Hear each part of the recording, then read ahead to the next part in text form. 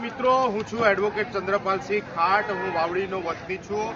હું એડવોકેટ છું। એના પહેલા હું મૂળ ખેડૂત છું। મિત્રો, મેં જોયું તો અહીંયા આગળ ખાતર લેવા માટેની લાઈન લાગેલી હતી। આ લાઈનો આજથી નથી લાગતી, છેલ્લા 1 મહિના ઉપરથી આ લાઈનો આ ખેડૂતોને લાગે છે।